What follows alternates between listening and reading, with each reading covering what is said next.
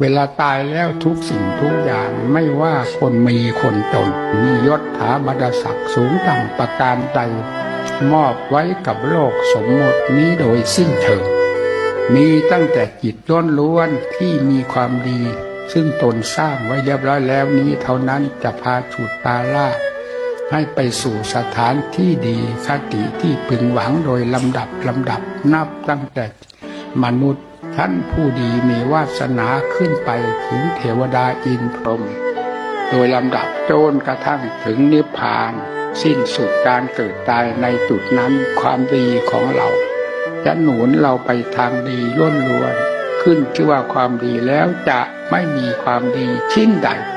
ที่จะแหวกแนวไปฉุดลากสัตว์ทั้งหลายที่สร้างแต่ความดีแล้วให้จมลงในนรกบกไหม้เสวยความทุกข์ความทรมานเหมือนคนสร้างความชั่วช้าละมกทั้งหลายนั้นไม่มี